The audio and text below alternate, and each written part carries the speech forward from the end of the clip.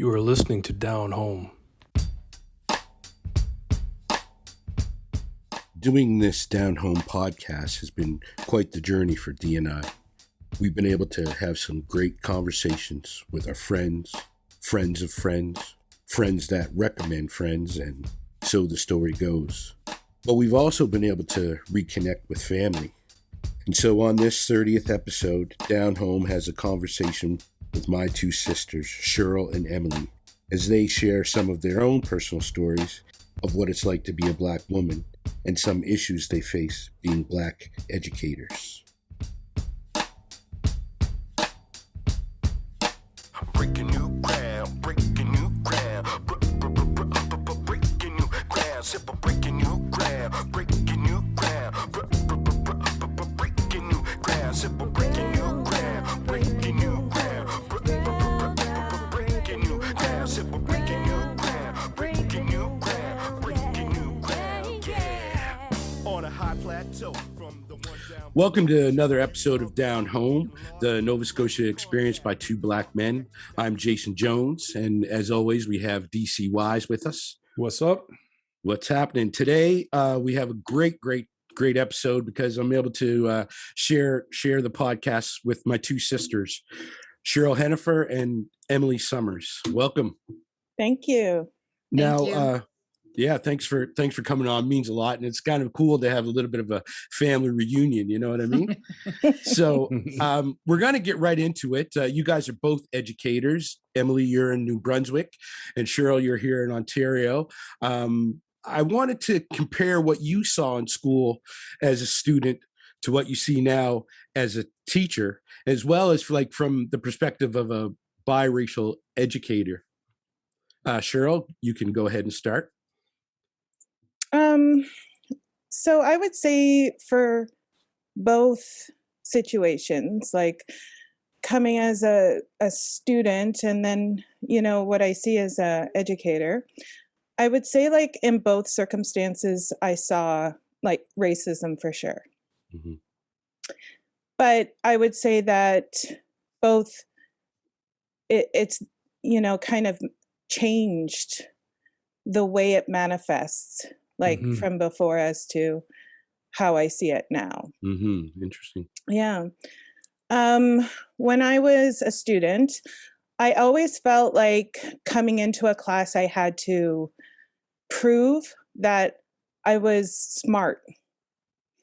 And I know a lot of people can relate to that just from discussions I've had, but there was just like this stereotype that Black students weren't as smart as the white students. And so I had to just kind of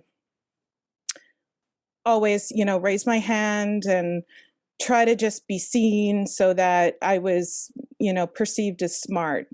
And then as I decided I wanted to be a teacher, actually, let's reverse back a little bit. I'm friends with a person now that I actually went to school with back then. We were still in contact is what I mean. And we both have the same memory of when we were in grade 5, we were the only Black students in the class. And we were forced to sit together. We kind of ran with, a couple of different friends, and we were okay with each other, but, it was just kind of like that perception that you must be with the other Black student. Mm-hmm. And then we were forced to do projects together. Other kids could choose their partner. We had to be together. And so that was more blatant, I would say. Going and being a student teacher, I was student teaching at a school in Halifax, and I walked into the classroom and all of the desks were in a horseshoe. Yeah. But I noticed that there were desks that were outside of the horseshoe, kind of like pushed into the corners of the room. And you probably know where I'm going with this, but I'd asked the teacher, like, what's with the seating plan? Yeah. And he was like, well, the white children sit in the horseshoe and the black kids sit like in the corners. And I was like, well, why would you do that? And he was like, again, stereotypes. Black children's voices are too loud. So therefore, if we put them in the corners, then they're less likely to speak. Oh. Wow. Wow. Wow. So like, it was like at that moment where like I had a little one already and I was like, okay, so let's find somewhere else to go to school. Yeah. Wow. I'm not putting her in here. Like, this is no.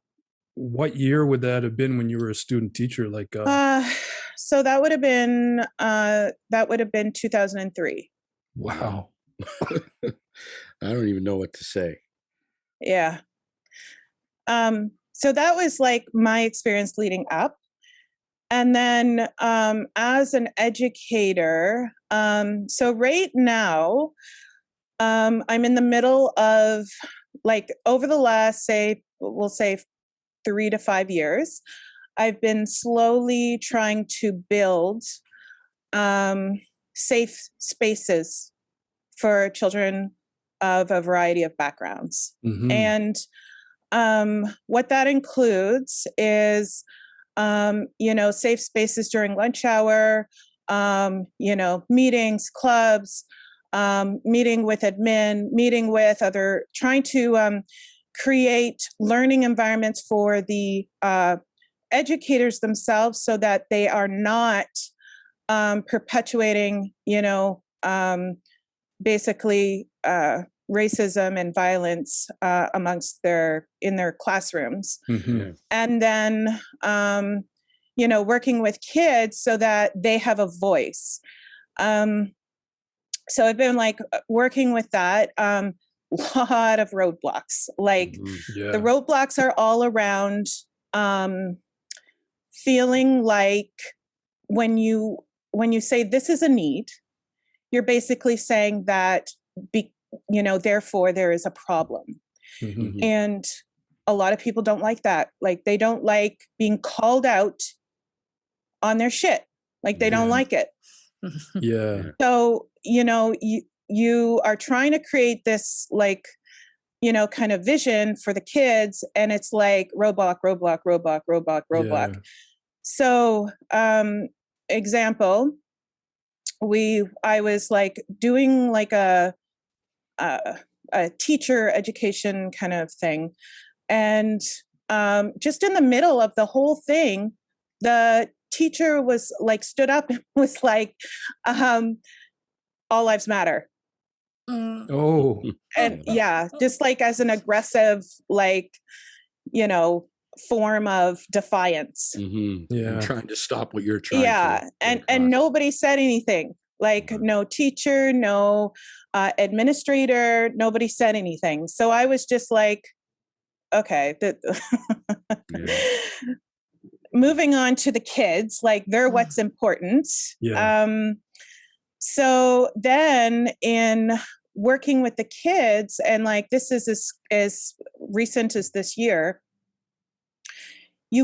sometimes you get teachers who like they have an idea in their mind of what equity is, but it's not really what what it is in reality with regards to the kids.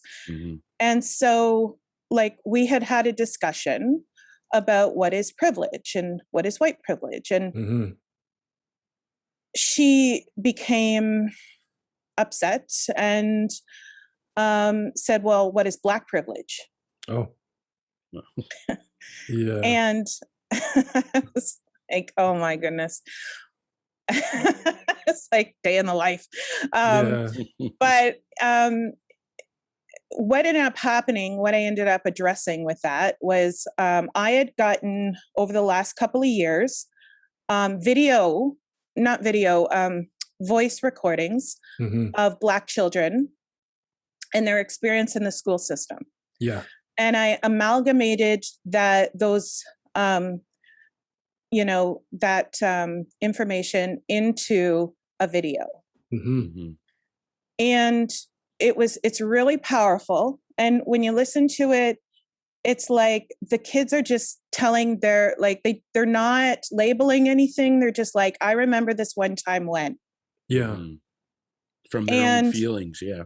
And, there are things that are extremely blatant in them. And then there are things that are very like undercurrent, like a teacher wouldn't even realize that they are perpetuating racism in their own classroom, but they did. Yeah. And the audio footage of this was pretty strong. Yeah. And I played it for my administrators, and they were like, let's just keep this, we'll see how we can use this, Like, let's not rock the boat kind of thing. Exactly. Yeah. But I kept hold of it. And, when confronted with an, authentic question of like, well, we're talking about white privilege, and we're talking about, issues within the classroom, and, we're being challenged with, well, it doesn't exist. I played the audio. And the kids were like, totally like, yep. Yeah, that's correct. And but the real learning was actually with the adults in the room who were like, oh. So I began by saying that it just has manifested itself, the racism, in a different way. And I would conclude by saying the exact same thing, that it started out as, me just trying to show that I was smart. And it concluded, well, it's not concluded, but, it continues in a different way, where I'm just trying to give children a voice now so that their futures are bright. So a lot to take in and a lot to go through. You must be at your wits' end sometimes, that you can't sort of get those changes in the system. And it's frustrating. Knowing those voices from the children are actually saying how they feel, and we need to start looking at that. Like, how do people feel, It's crazy. Well, Emily, what do you have to say? What has your experience been? Well, to echo some of the things that Cheryl has said, when all these stereotypes kind of get thrust upon you, you feel like in a classroom, you have to constantly prove yourself. And so I had a unique situation where, growing up in very small town, southern New Brunswick, I was the only person of color in my community. I was adopted into a white family, and they are my family. I love them, and they were very supportive. Probably didn't even realize I was Black until about age 4, when a neighbor brought it to my attention. Right.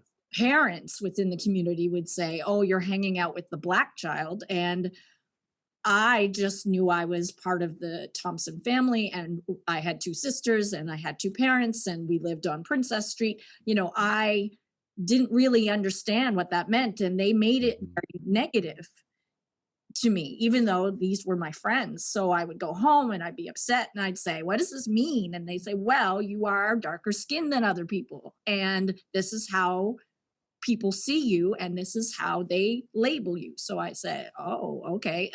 Still at a very young age, then realizing I'm Black, but still not knowing what those implications were. So growing up, you can imagine, I saw the full slate of blatant and subtle racism. It would with small things like playing with my hair, versus saying things like, why is your skin so dirty? Or then eventually the N-word. So I would have heard the N-word hundreds of times during my elementary school experience. And so there was one particular occasion, and I've told this story before, where I'm in grade 6. And for the first time in in my curriculum in my school, they started talking about the Underground Railroad. And they talked about slavery, and they talked about Canadians' role in, bringing Black slaves into Canada. And I was riveted. I'm sitting in there, and it's the first time in any of my classes that someone has talked about people of color. And I'm excited. Even though it's not a pretty history, I was just so grateful to be sitting there. And then I walked out of that class, and I was on high. And a student came up to me who is a student who had used the N-word with me several times before. It was just one of those, class bullies. And he said, "You're nothing but a slave." And I was angry, and I started to cry. And at that point, you get the ugly cry going, right? Like, so I'm storming through the hall, and my homeroom teacher, I bumped right into him. He was a very tall man. And I'll never forget this, because he stopped me and he said, "What's going on?" And at that point, I exploded out. Like, the tears and the snot and the bad crying is coming out, and I'm mad. And I can't even say almost what I want to say, but it's kind of like, "He called me a slave." Like, it was, is mad. And he said, "Sometimes you just need to tell people exactly how you feel. I'm going to go into my classroom right now, and I'm going to shut the door, and I won't hear anything that you have to say." And I went, "Okay." And then I turned around and I went back to that guy, and I found him in the hallway, and I screamed all the bad words that I knew, and I told him off, and he didn't bother me again.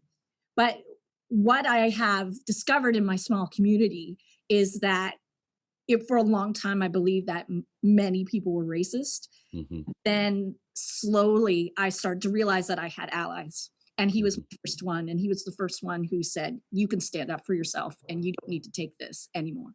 So that was huge. And as far as confidence, and as far as feeling like I wasn't less than, because many people over time felt that. Never from my family, never from my immediate friends. So as I went up into middle school and into high school, there became this discovery of my Blackness, where I wanted to read more things, where I wanted to learn more stuff. I would meet people from Toronto, friends, cousins, friends of friends, and they'd say to me, "What are you?"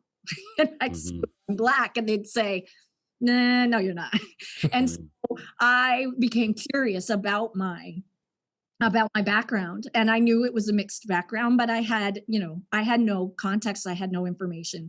And eventually, that's a whole other longer story, the discovery of my biological family.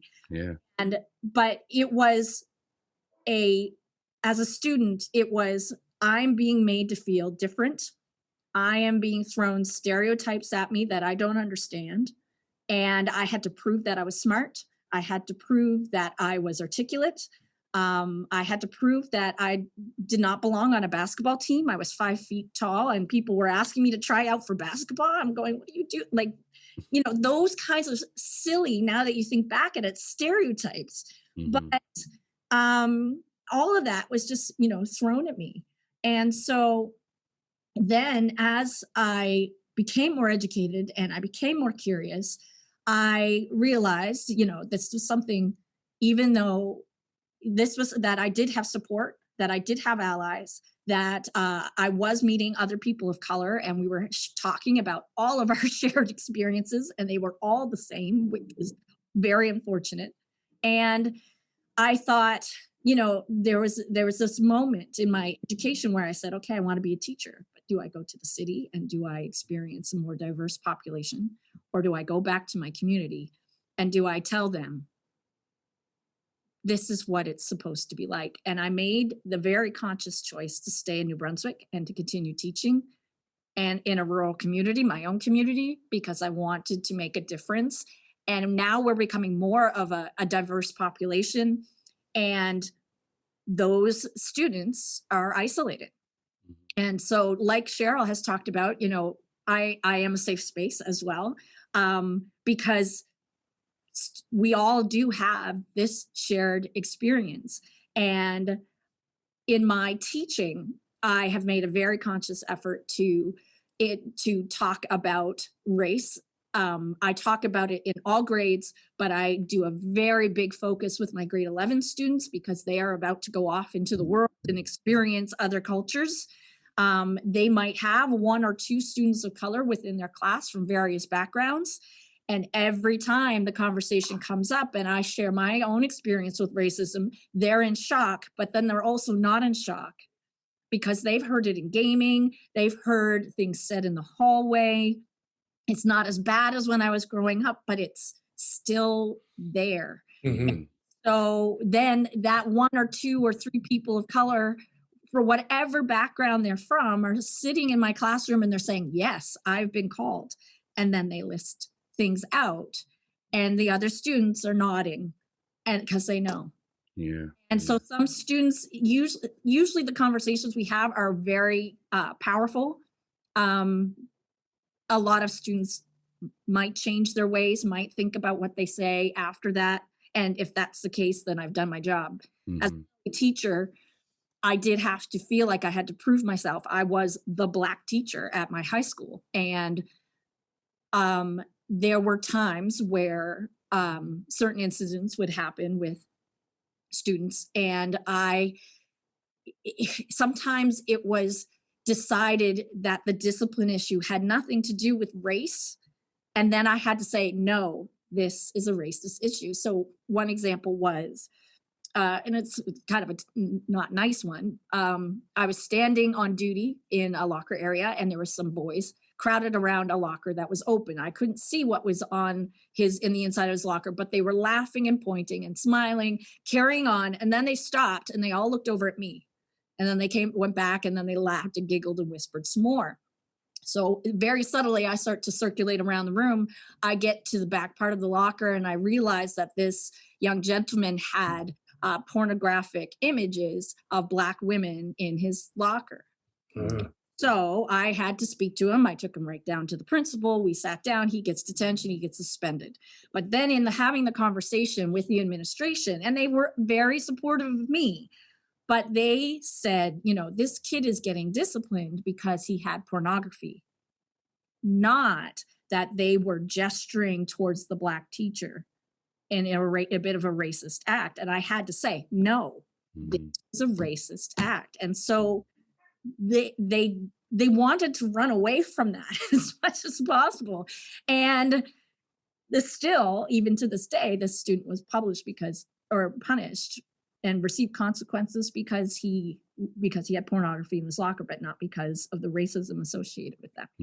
So I felt like sometimes that we had to defend it. And so in the last year, I was on a Zoom call with other educators in my province. They brought together community members, teachers, students of color, white teachers, administrators, and white students of color. And we all kind of had this conversation about race because after the Black Lives Matter movement, and also a lot of the things that we're seeing going on in the States, there becomes renewed conversation about race.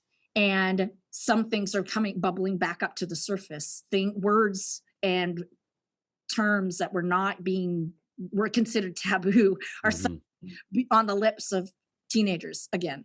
And also renewed hate towards different groups of people of color. And so we had a provincial conversation and it was excellent. And about, is this an issue, right? Like I could tell you from 20 years of teaching, yes, it's an issue. It was an issue then, it's an issue now. But what was fantastic and also terrible is that when you're sitting with all these Black educators and every single one of them is saying, yes, I've experienced racism. Yes, I've seen students experience racism. And many times I've had to prove what I am seeing as racism to the people around me. But in a couple of occasions, there was one principal from St. John, and he explained that he experienced a racist act when he was out socially with a group of other teachers. He was isolated, pinpointed, and all of the teachers around him said, wow, like they all knew that what was happening was not right. They spoke up for him. They said, yeah, that wasn't cool, man. Like that guy was totally being racist. And so what he said really was profound at that moment. He said that a lot of people don't understand when you talk about racism, but the people in that room and the people who were his allies in that moment, they felt it. Mhm.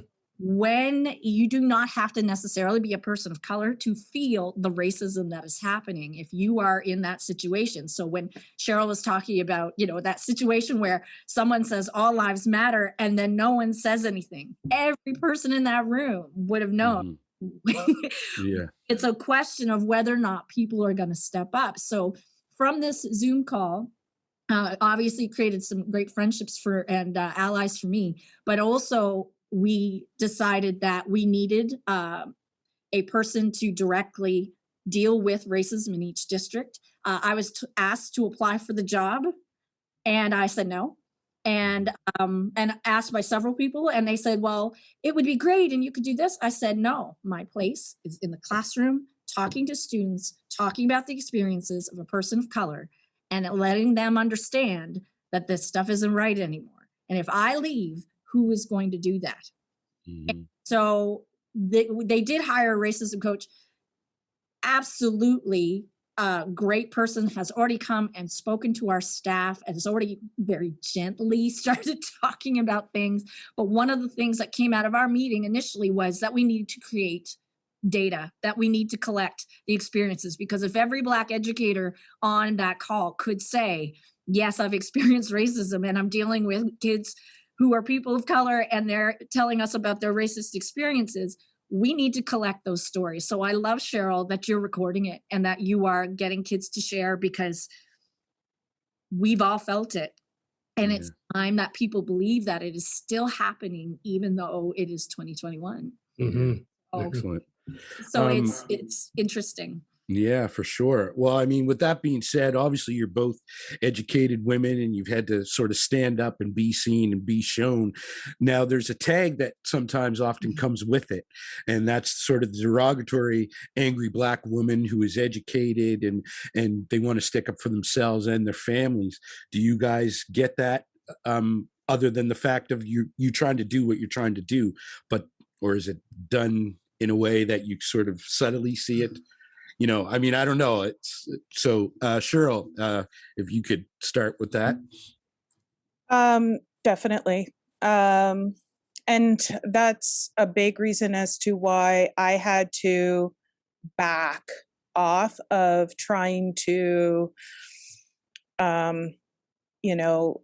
be an advocate for change within the adults in the school and kind of focus my energies on helping children have a voice. A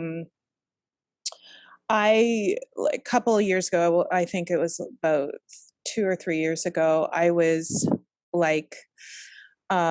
massively pursued by another teacher who was older.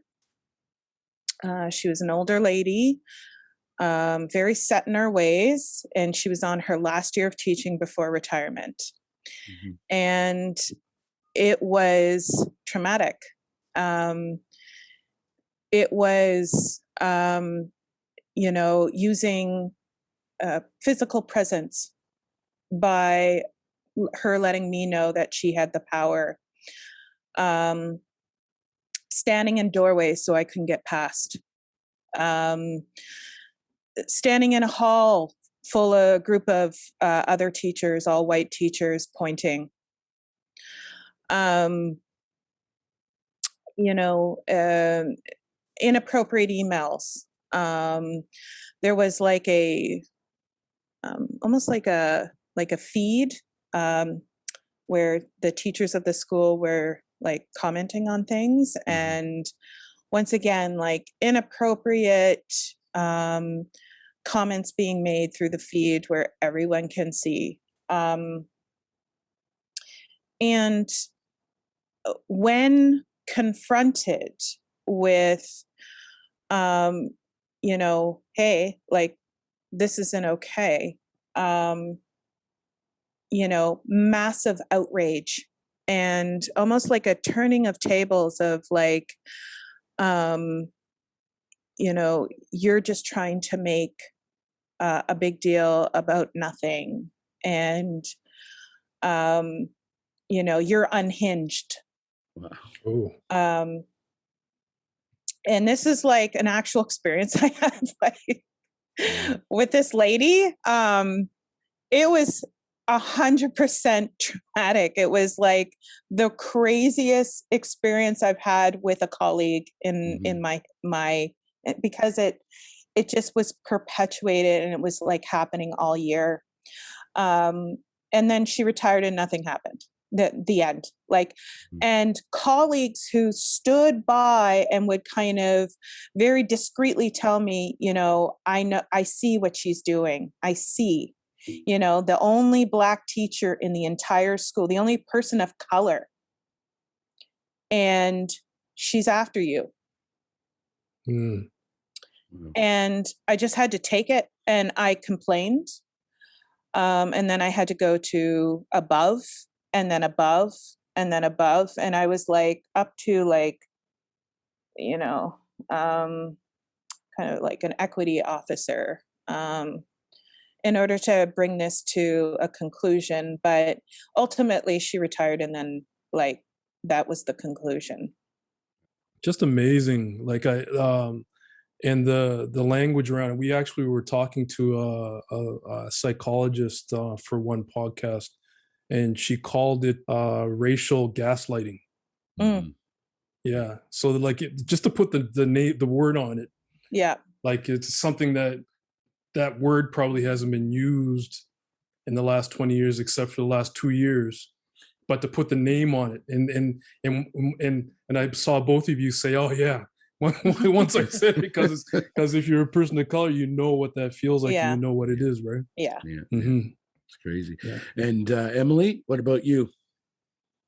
Well, I've learned to become a very good actress. I teach drama. So I find that my personality has to go in contradiction with everyone else's first impression of me and color. So, being the only Black teacher, I have to be extra smiley. I am extra friendly. And when things happen, I have to absorb it and feel it. And so there was a time where I've been with friends, and I've been at a party, and someone would say something that would just be so subtle but not subtle, and I would just go and my friend would get angry. My white friend, she'd be like, I can't believe that he would say that to you. And I'd say, yep.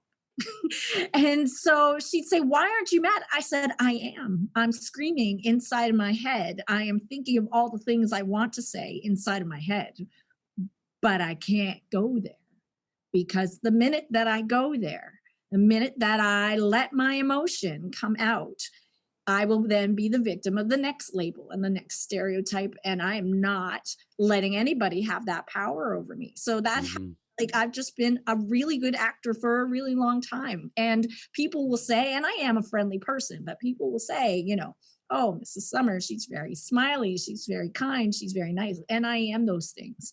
But there are times where it's almost like gritting teeth, because when you get that label, then it's suddenly taken any argument that you had to prove, hey, this was not cool. This was a racist act. And the emotion that comes out of you, all of a sudden, they don't take you seriously anymore.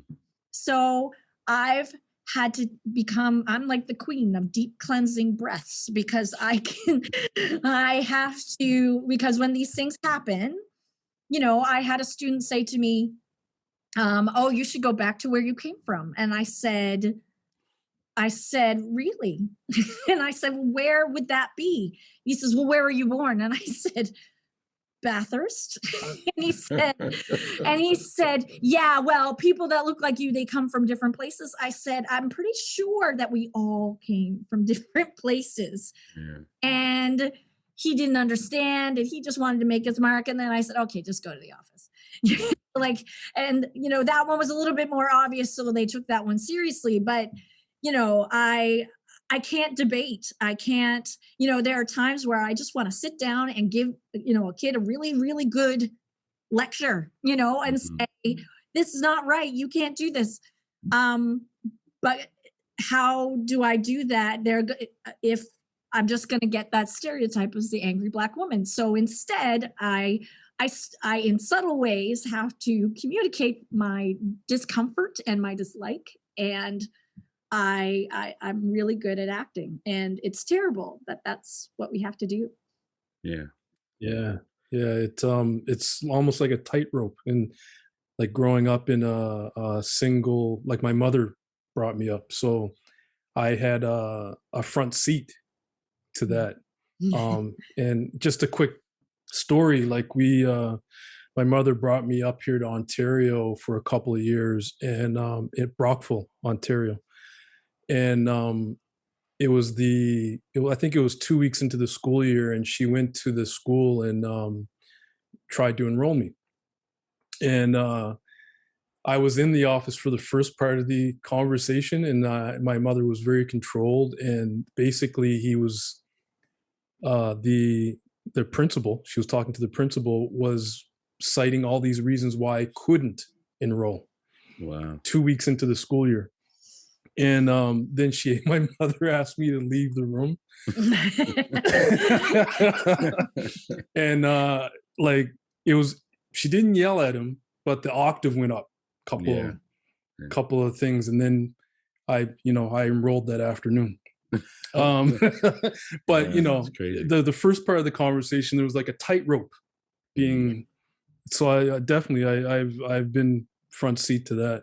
But switching gears though, as biracial women, like I have biracial kids, so we've had the discussions about identity and where they fit in the community and things of that nature. How strong of a connection do both of you feel to your Blackness in the Black community? Cheryl, why don't you start there? Yeah, like so in Halifax, I was in a French immersion program, and there were like no Black people in there. Yeah. Like there was like 3 of us in like the K-6 school. And then by the time we got to, I ended up at St. Catherine's for K-6, and then I ended up at Goresbrook. Okay. For 7 to 9. Mm-hmm. And by the time I got there was like 2 of us. And then by the time I graduated I was the only one left. Then when I went to St. Pat's, there was lots of Black people, but that was also where I met my ex-husband, Shane, and, like became friends with some of his friends, and like, kind of delved into more of that side of myself. But like growing up, I would say, I remember my first experience where I was like, oh, I'm not, like, it's not like I didn't see colors, but it was like, I just didn't think it mattered. Yeah. I just like, okay, like, all the skin is different, and, some people have freckles and some people don't. And like the hair color is all different. So it was like, I registered that, but I didn't think it was a problem. And so like, I remember being on the school bus, and I remember like the kids asking me, "What are you?"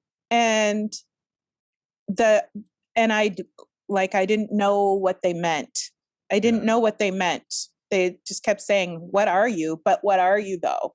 Mm-hmm. And I remember just getting so upset. By the time I got off the bus, I was crying.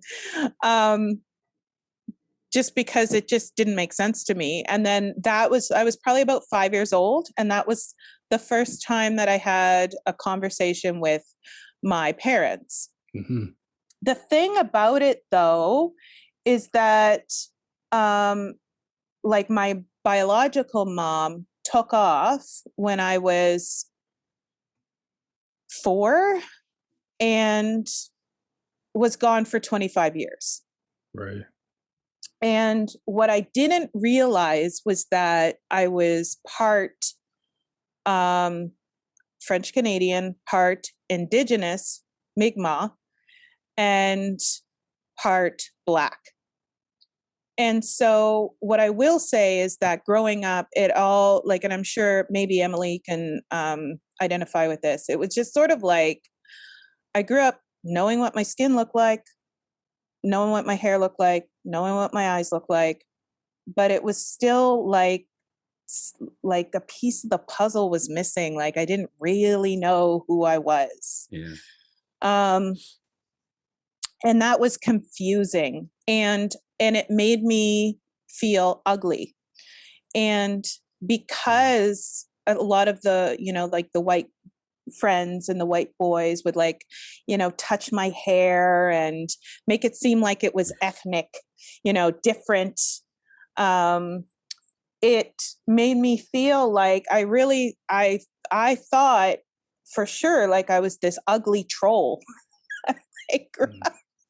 Growing up, it's like, okay, it's kind of crazy. Like I just went through this life because of these other people's perceptions and what they were saying to me. It completely molded how I viewed myself. Mm-hmm. And, it wasn't until I kind of connected with the Black community in Halifax, spent time out in North Preston because, again, my ex-husband's half of his family is from North Preston. And I also, started doing community work within the community. I was a coordinator for the community YMCA for a couple of years. I started a nonprofit Black synchronized swimming girls club. Wow. In order to get, like that kind of age group between, like 10 and 15, something to do on a Friday night. Right.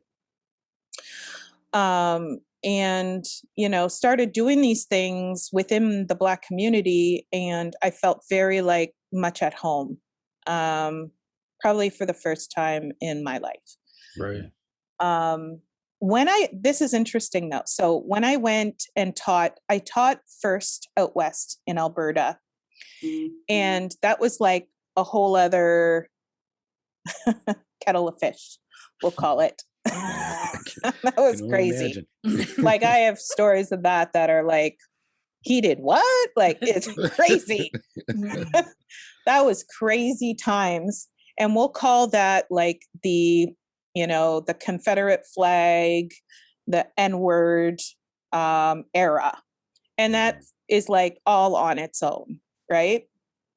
But when I came back to Ontario, knowing that there was like more, it wasn't so much black and white like Halifax, it was like multiculturalism. Two things happened. One, I reconnected with my Indigenous roots, which was like the first time in my life. And it also created a more kind of solid, full picture of who I am as a person. Mm-hmm. And also made me want to really establish even more so those safe places for my students because, I realized for the first time, not just from a Black perspective, but from just a person of color perspective, how, important that support is for our kids. Emily, how about you? How strong of a connection do you have with your Blackness there? Well, I mean, as I said before, I had, with all the stereotypes, you fight to be you, right? And there was confusion. And I echo what Cheryl went through because, when people really aren't sure what to do with you, they make you feel so different that you feel ugly. I had all these beautiful friends of mine who had blonde hair and blue eyes, and they had boyfriends, and I had none. Mm, I thought that that was the epitome of beauty, because right. if they can get this boyfriend and I can't, then, and I had no options other than, white boys, then white boys must not feel that I'm attractive.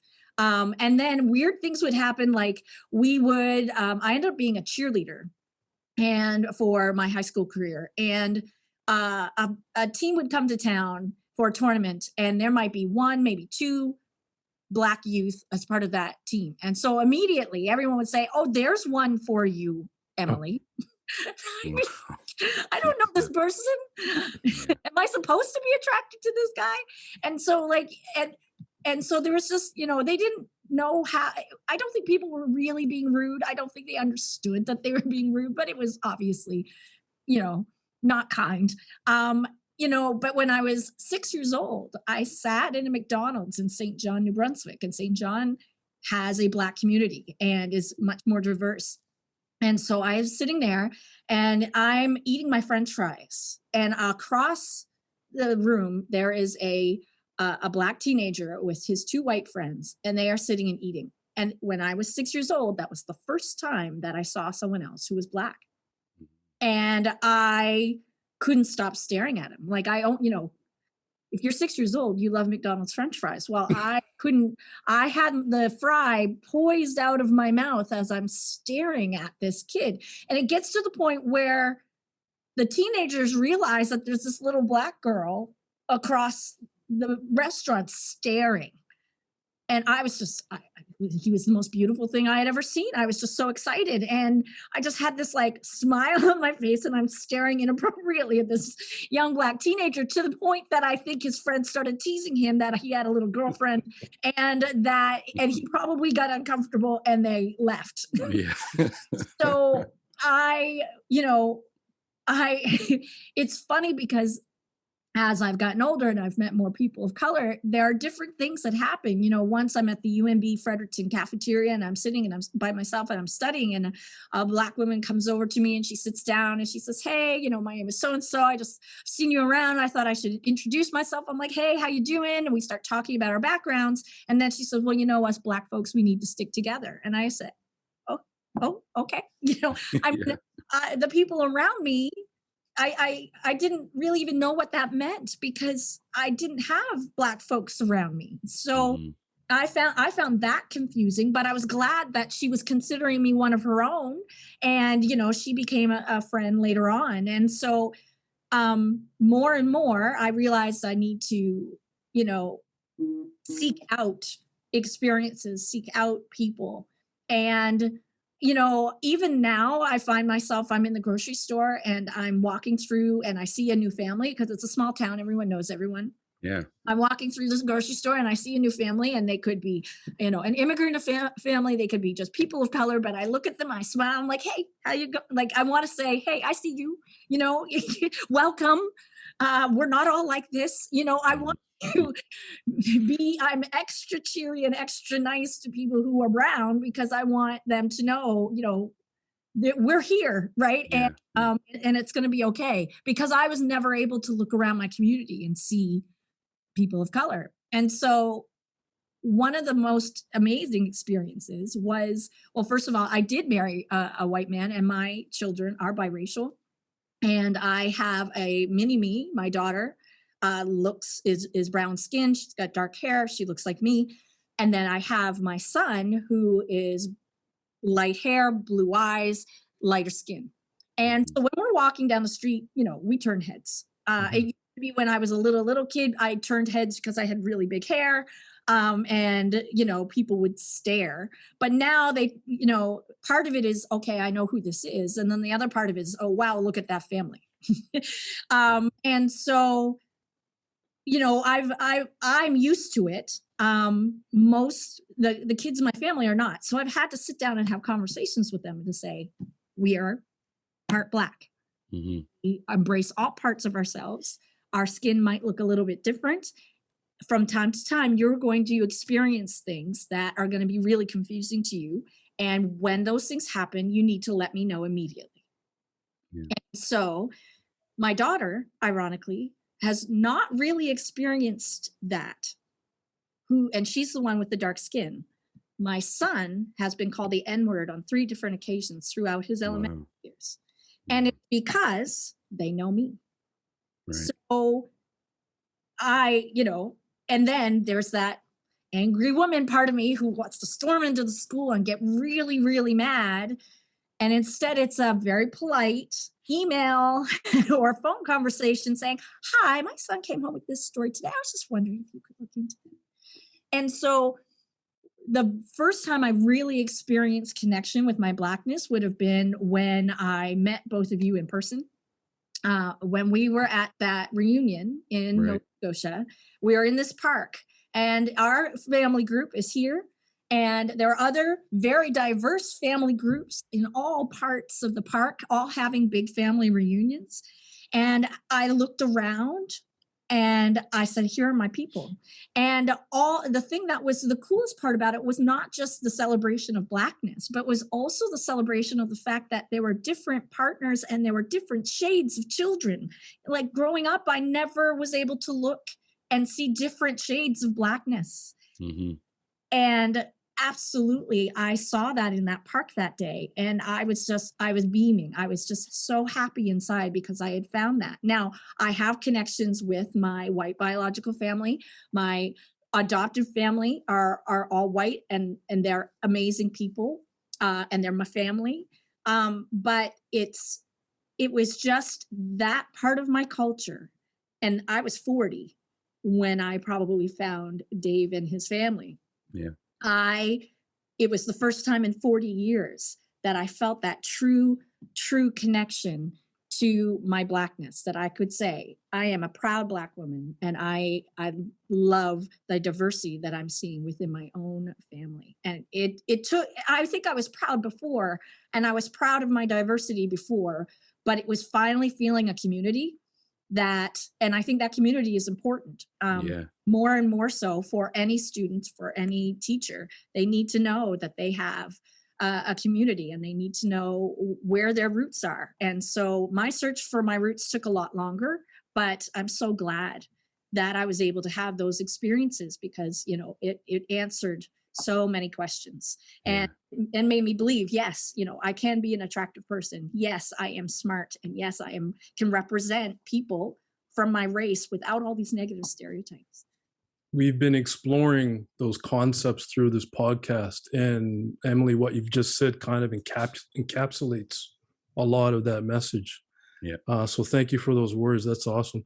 Yeah. Do you guys have any other parting words before we wrap up? Cheryl? Just that I think moving forward, because of my profession and Emily, your profession, I think, as you were saying, Derek, that I know that we focus a lot on us adults and our stories and that sort of thing, which kind of paved the way for the younger generation. But I think it's also really important to continue to give our children a voice as well, and room for that. Some way, somehow, moving on into the future, because, the cliche of they are our future, it's true. And if there's one thing that I'm constantly combating, it is that, racism is a thing of the past, or, that just happens in the States, or, he didn't really mean it that way. And I think, the look on the people's faces when I did play that audio, and just the look on their faces of like, it was just, that was more powerful than anything I could have said as an adult. It was more powerful. So, and I find kids have, like, their heart is on their sleeve, if you ask them, they will tell you. So just, allowing space for all the youth and children in our lives to continue to use their voice, and connecting as much as possible, just piggybacking again on what Emily said, on our roots and where we're from, because if anything I've learned just in these little interactions from Alberta to Nova Scotia is that our maritime ethnicity is something extremely unique and that you just won't find anywhere else. And irregardless of where we live, we need to always come back to that spot and treasure it, and pass on those stories, because that is a huge piece of who we are, and a part of the stories that we push forward. Mm-hmm. Definitely. Amen. And Emily, what about you? Any parting words? The connection, what Cheryl was saying, to our youth is essential, and also not holding back for communicating how we feel, because I had a student who was a white student in 2020, who was trying to organize a Black Lives Matter rally. Now there were hardly any Black students within our school, and there was no Black community within our school for someone to organize that. But she was seeing the things that were happening in the United States, and she saw that people were organizing rallies, and she said, I want to do something. I want to do the right thing. I want to celebrate our diversity, even though I'm not Black. Mm-hmm. And so she came to me because people were criticizing her for trying to organize something. Mm-hmm. And I said, I totally get that people would be critical. How do you want to do this? And she said, okay, well, first of all, I'm here asking you, how do I word this? How I want to make sure that I'm doing the right thing. I want to make sure that I'm appropriate. And I said, okay. So she came up with, text to be able to put the event out on social media. Some of her original ideas. I said, don't say it like that. She listened and she put her information out there. And then the day she said, are you coming? And I said, yeah, I think so. But there was a moment where I'm sitting in my school and I'm ready to leave, and they're meeting. The group is supposed to meet at a mall parking lot, and then they're supposed to walk the length of the town, and then they were going to stop in the downtown core, and they were going to take a knee and for the prescribed amount of time. And so I said, okay, I'm going to do this. And I then started to feel very panicked. I had a moment where I started to think, we're going to walk through town and people are going to yell things at us. We're going to walk through town and there's only going to be a few of us. And I really had a hard time leaving the building. I did not want to be the only Black face in this crowd. Mm-hmm. And I was upset, but because I wanted to participate and I needed to participate, but I was so scared of what I was going to encounter. Mm-hmm. And I got in my car and they had already started marching. And I deliberately decided I'm not going to start there. I'm going to meet them through the route. And I pulled in, and as I started to drive, I drove past the march. And there were hundreds of people, and every person of color, every color was in this march. And it was my town, it was my community. And I started to cry. It was like years of all the things that I experienced, and to see that level of support for the movement, even though many of them were not Black, was profound. And I pulled into the parking lot where I knew I was going to leave my car, and I got out, and I'm trying to wipe the tears away, and I found some people that I knew, and we walked together, and it was a really big moment. And I know that some of my white colleagues feel very defensive sometimes about this issue, and they're not willing to address it, or they're afraid that it's an attack. But then there are other times where there are people who want to do the right thing, and they want to have these conversations, and they want to listen, and they want to make a change. And so as much as I don't like telling those stories, but when you talk, Cheryl, about that recording, and people went, oh, that oh moment as ooh, and they feel it is so important. And we need to keep having these conversations with people of all backgrounds. And the more we have these conversations, the more people will understand and the more we can affect some change. That's great. And wholeheartedly agree. And thank you so much, Cheryl and Emily, for adding your voice to the Down Home podcast. It's been a special podcast. I've been meeting more of Jay Jones's family. Seems like there's a lot of you. But this has been awesome. Jay Jones, take us out, man.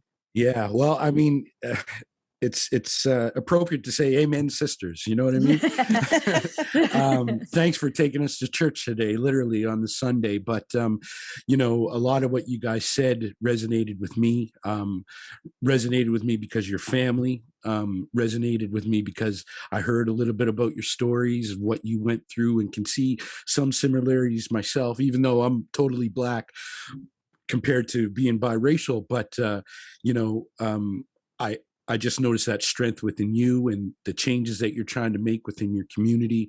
It's really, I'm in awe and inspired by you. And I'm thankful that you're both family, and taking this journey and taking this trip through our podcast and being able to interview different families brings back those things of us getting back to community, family, strength, and that love of passion to express ourselves, to be heard, be seen, and to guide the next generation to come by expressing what's going on in the world today. So with that being said, I love you both, and looking forward to connecting with you more in the future. So thanks for coming on today. Much love. Thank you. Breaking new ground, breaking new ground, breaking new ground, breaking new ground. You have been listening to Down Home. Subscribe wherever you listen to podcasts. Breaking new ground, breaking new ground, breaking new ground, breaking new ground, breaking new ground, yeah. On a high plateau, from the one down below to the future of the funk, getting lost in the flow. Contact with the spark magex. Now it's time to flex with the force from the soul, reaching all aspects, getting deep, no time to sleep. As you reach your next phase, laying it all on the line. New trails start to blaze. It's a fire inside. The song Breaking New Ground from The Breakdown. With the joy of a beat boy, just kicking it live. A connection so strong, transcribed with the vibe like magic prescribed. Only to see the perfect blend, like a diamond in the rough, ready to drop a